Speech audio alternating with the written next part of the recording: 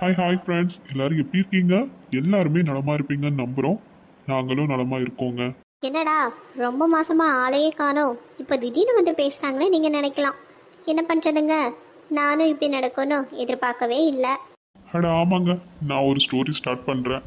ஆனா அதை என்னால ஃபுல்லாக கொடுக்க முடியாம சுச்சுவேஷனே எனக்கு அமைதுங்க. அது ஏன்னு எனக்கும் தெரியல. இப்போ கூட நான் ரெகுலரா வீடியோஸ் போட முடியுமான்னு தெரியல. என்னால் போஸ்ட்டும் போட முடியல. நிறைய பேர் வந்துட்டு எப்போ வீடியோ வரும்னு கேட்குறீங்க. நானும் கொடுக்கணும் அப்படின்னு தான் நினைக்கிறேன். ஆனால் எனக்கு டைமிங் சரியாக ஒத்து வரலங்க. என்ன ரீசன்னா, நான் இப்போ ஒர்க் பண்ணிட்டு இருக்கிற டைம் வந்துட்டு எனக்கு செட் ஆக மாட்டேங்குது. வீடியோஸ்க்கு என்னால் தனியாக டைம் ஒதுக்க முடிய மாட்டேங்குது.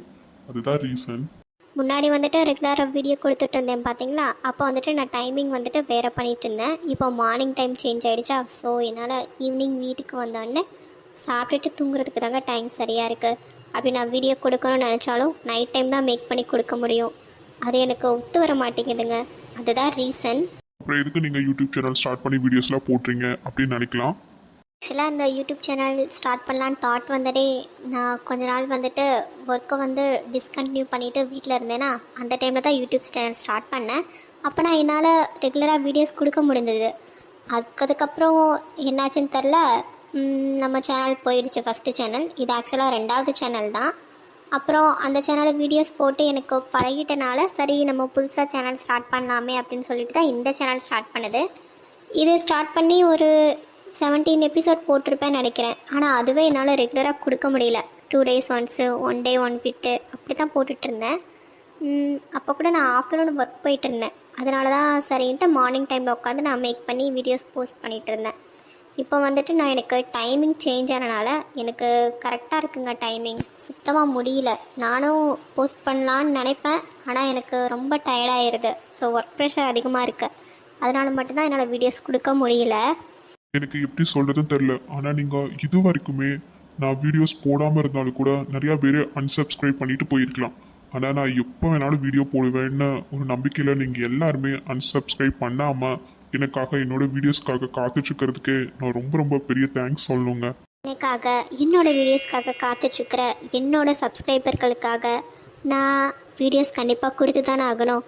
அதனால் என்ன முடிவு பண்ணியிருக்கோன்னா, வீக்லி 2 வீடியோஸ் ஆச்சு எப்படியாச்சும் கொடுக்கணும் அப்படின்னு நினச்சிருக்கேங்க. நான் அந்த வீக்லி 2 days எப்போ வேணாலும் நான் கொடுக்க ட்ரை பண்ணுறேங்க. மண்டே கொடுக்கலாம், இல்லாட்டி டியூஸ்டே கொடுக்கலாம், வெனஸ்டே கொடுக்கலாம். ஆனால் கண்டிப்பாக அந்த வீக்கில் 2 வீடியோஸ் கொடுத்துட்றேன், சரிங்களா?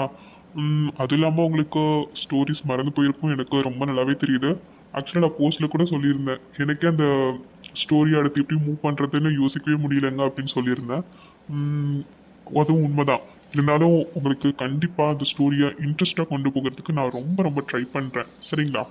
அதனால நாங்கள் சொல்ல வர்றது என்னன்னா, இனிமேல் நம்ம சேனலில் வீடியோஸ் ரெகுலராக வருங்க.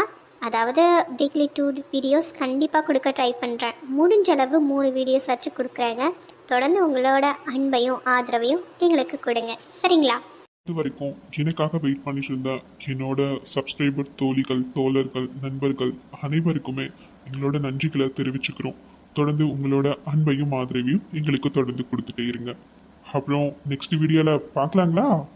சீக்கிரமாகவே உங்கள் எல்லாரையுமே வீடியோஸில் பார்க்குறோம். Bye guys. அதான் அம்முக்குட்டி, நம்ம சப்ஸ்கிரைபர் கிட்ட பேச வேண்டியதை பேசியாச்சே. கொஞ்சம் இந்த அத்தானை பார்க்கறது. அபி சார் சும்மாவே இருக்க மாட்டீங்களா? இனிதானே லவ் மோடே ஸ்டார்ட் ஆக போகுது.